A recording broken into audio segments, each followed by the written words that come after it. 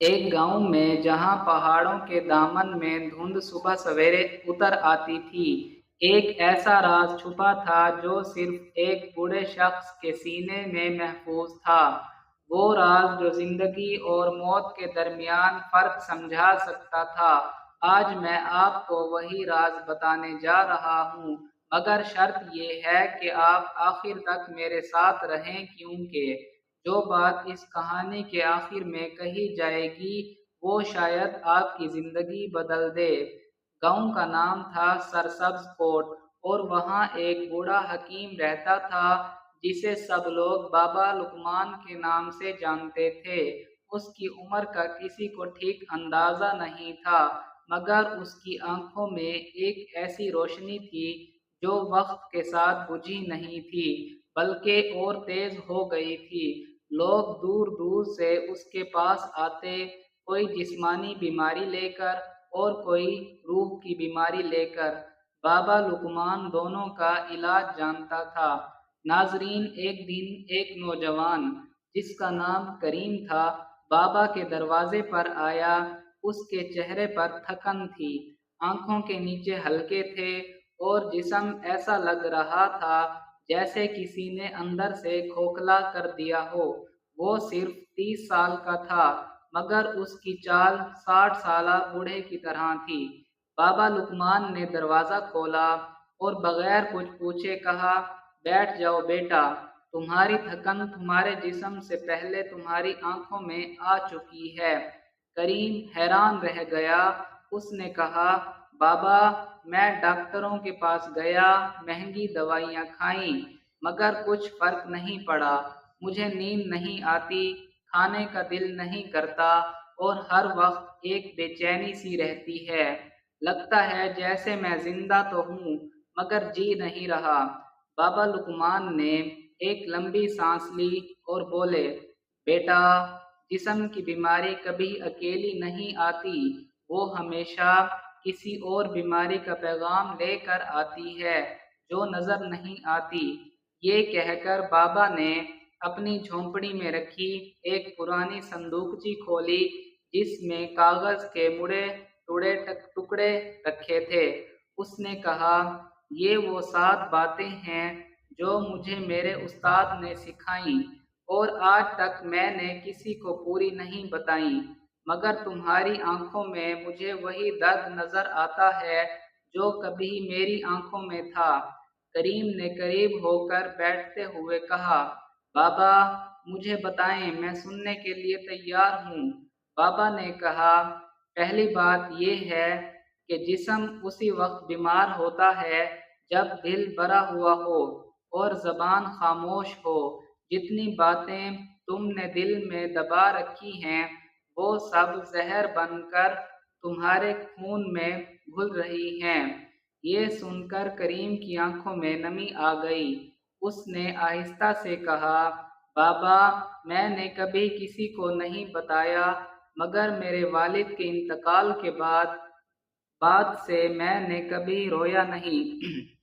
لوگ کہتے تھے مرد کو مضبوط ہونا چاہیے۔ بابا لقمان نے اس کے کندھے پر ہاتھ رکھا اور کہا، بیٹا، آنسو کمزوری کی نشانی نہیں، وہ دل کے زخموں کا علاج ہیں۔ جو آنسو نہیں بہاتا اس کا دل اندر ہی اندر جلتا رہتا ہے۔ پھر بابا نے دوسری بات بتائی، دوسری حکمت یہ ہے کہ صبح کا سورج طلوع ہونے سے پہلے اٹھو۔ جو شخص سورج کے ساتھ جاگتا ہے اس کا جسم قدرت کی توانائی سے بھر جاتا ہے، اور جو سورج نکلنے کے بعد جاگتا ہے وہ ساری زندگی نیند اور سستی سے لڑتا رہتا ہے۔ کریم نے پوچھا، بابا، مگر میں تو رات کو دیر تک کام کرتا ہوں، سو نہیں پاتا۔ بابا نے مسکراتے ہوئے جواب دیا، رات کام کرنے کے لیے نہیں، آرام کرنے کے لیے بنائی گئی ہے۔ جو رات کو جاگ کر دن کو سوتا ہے وہ زندگی کو الٹا جیتا ہے۔ تیسری حکمت بتاتے ہوئے بابا کی آواز میں ایک عجیب سی سنجیدگی آ گئی۔ اس نے کہا، تیسری بات یہ ہے کہ جو کھانا تم غصے میں یا اداسی میں کھاتے ہو وہ کھانا نہیں، زہر ہوتا ہے۔ کھانا ہمیشہ سکون اور شکر گزاری کے ساتھ کھانا چاہیے۔ کریم نے سوچتے ہوئے کہا، بابا میں تو اکثر کام کرتے کرتے فکر مند حالت میں ہی کھانا کھا لیتا ہوں۔ بابا نے کہا، یہی وجہ ہے کہ تمہارا جسم کھانے سے قوت نہیں لے پاتا۔ جسم صرف اسی چیز کو قبول کرتا ہے جسے دل قبول کرے۔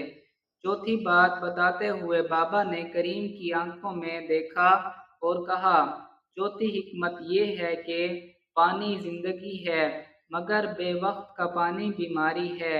کھانے کے فوراً بعد پانی مت پیو، اس سے جسم کی آگ بجھ جاتی ہے جو کھانے کو ہضم کرنے کے لیے ضروری ہے۔ پھر بابا خاموش ہو گیا، جیسے کچھ یاد کر رہا ہو۔ کریم نے پوچھا، بابا آپ کچھ سوچ رہے ہیں؟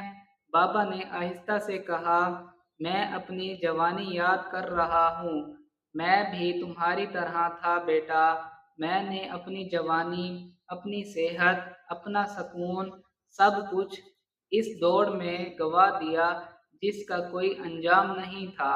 میں سمجھتا تھا کہ زیادہ کام کرنا کامیابی ہے، مگر میں نہیں جانتا تھا کہ کامیابی وہ نہیں جو تم پاؤ، بلکہ وہ ہے جو تم محسوس کرو۔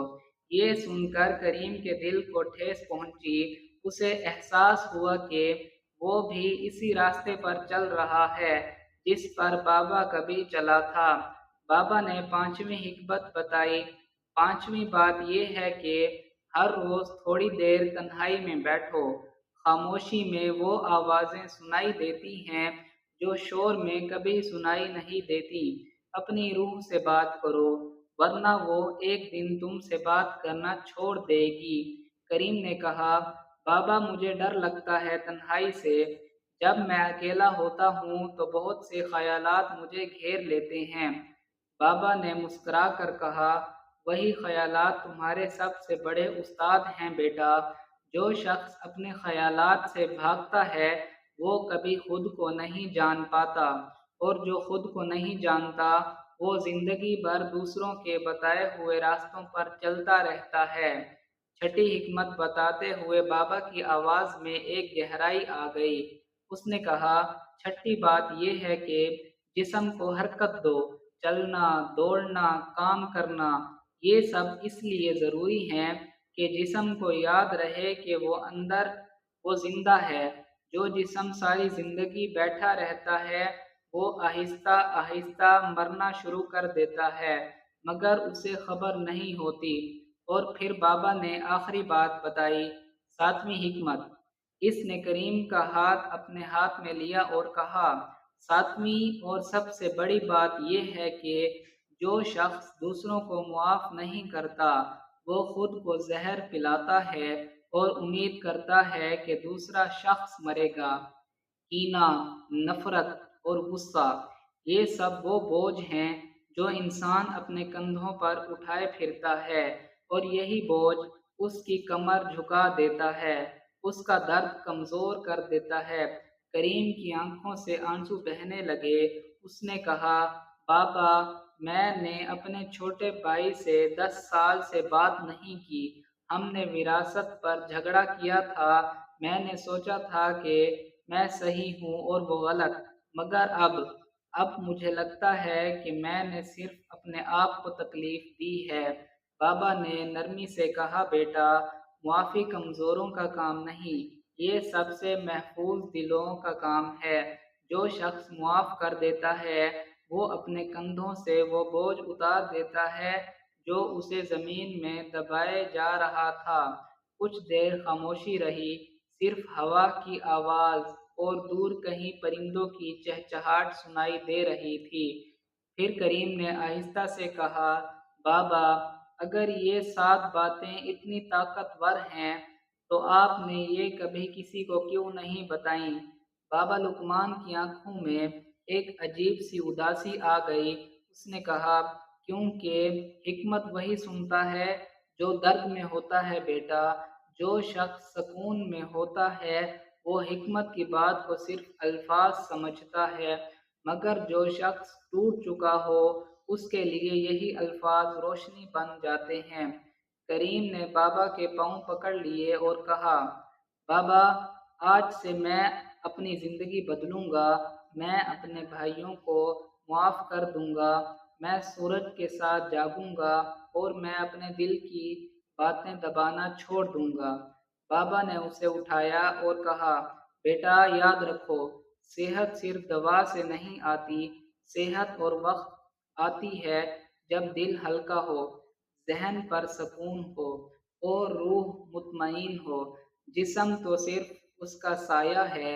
کچھ مہینوں بعد کریم دوبارہ بابا کے پاس آیا، مگر اس بار اس کی چال میں ہلکا پن تھا، اس کے چہرے پر رونق تھی اور اس کی آنکھوں میں وہی روشنی تھی جو کبھی بابا کی آنکھوں میں تھی۔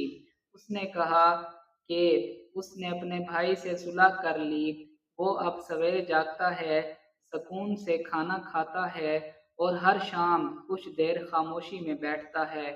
بابا نے مسکرا کر کہا، دیکھا بیٹا، دوا جسم کو ٹھیک کرتی ہے مگر حکمت زندگی کو ٹھیک کرتی ہے۔ دوستو، یہ کہانی صرف ایک بابا اور ایک نوجوان کی نہیں، یہ ہر اس انسان کی کہانی ہے جو باہر سے مضبوط دکھتا ہے مگر اندر سے ٹوٹا ہوا ہے۔ ہم سب اپنی زندگی میں کہیں نہ کہیں کریم بن جاتے ہیں، تھکے ہوئے، بے چین اور نہ سمجھ آنے والی بیماریوں میں گھرے ہوئے، مگر اصل علاج مہنگی دوائیوں میں نہیں بلکہ ان سادہ سچائیوں میں چھپا ہے جو ہم بھول چکے ہیں۔ اپنے دل کی بات کہو، سورج کے ساتھ جاگو، سکون سے کھاؤ، خود سے وقت گزارو، جسم کو حرکت دو اور سب سے بڑھ کر معاف کرنا سیکھو۔ جو شخص معاف کرنا سیکھ لیتا ہے وہ زندگی جینا سیکھ لیتا ہے، اور جو زندگی جینا سیکھ لیتا ہے اسے کسی حکیم کی ضرورت نہیں رہتی، کیونکہ وہ خود اپنا حکیم بن جاتا ہے۔ اگر آج کی یہ کہانی آپ کے دل کو چھو گئی ہو تو حکمت کی آواز کو سبسکرائب ضرور کریں، تاکہ ہم اسی طرح آپ تک زندگی بدل دینے والے حکمت کی باتیں پہنچاتے رہیں۔ اور یاد رکھیں، سب سے بڑی دولت صحت ہے اور سب سے بڑی حکمت معاف کر دینا ہے۔